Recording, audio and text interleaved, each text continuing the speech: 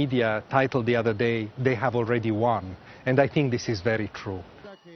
18岁的马蒂尼出生于叙利亚大马士革，自3岁起跟随身为游泳教练的父亲接受系统训练，并入选叙利亚国家队。2015年，他与家人受到战火的波及，曾在逃难时帆船落入地中海，在海水中游了3个半小时后，方才抵达希腊。难民代表队希望通过他们的表现，让世界了解难民所怀有的坚韧不拔的品质和潜能。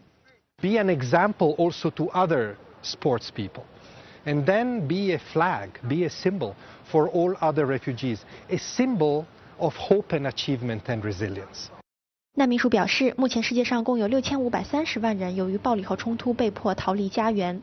难民代表队并没有长期接受系统的训练，也很难在奥运会上争金夺银。他们的加入旨在唤起人们对难民问题的关注，并向全球难民传递希望。凤凰卫视陈英谦，纽约联合国总部报道。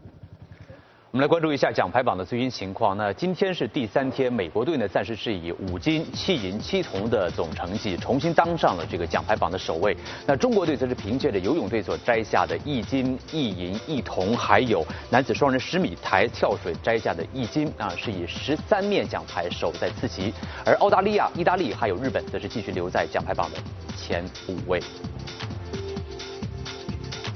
接下来镜头转到了台湾，台湾军方1年1度的汉光32号演习将会在22号登场，一连展开5天。军方表示将会结合陆海空3军联合演训，台湾领导人蔡英文将可能首次以3军统帅的身份校阅汉光参演，并且发表讲话。台湾军方在9号上午召开记者会，宣布汉光32号演习将在22号到26号展开，结合陆海空3军协同攻击和联合火力支援，展示传统武器战力。将近期国军筹获之 AH-64E、UH-60 面直升机、P-3C 反潜机与自主研发 US 无人飞行系统、云豹甲车、沱江磐石军舰及爱国者3型飞弹等新兴武器装备纳入实兵演练科目验证，以收整作战参数及作为研修战术战法之参据。军方表示，演习将依敌情模拟敌军攻台作战，以全员实兵、局部实弹的方式强化战备整备。而这一次演习的特点，除了验证新兴兵力效能，还将整合跨部会联合战力。为了有效整合国家总力，确保战时防卫作战任务达成，检讨海巡署及空勤总队纳入国军作战序列，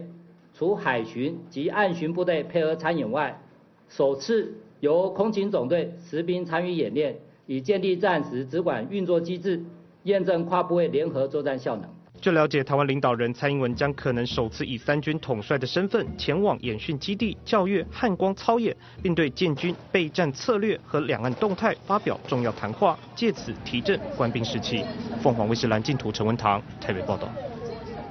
感谢您收看今天的凤凰午间特快，我们再会。再会。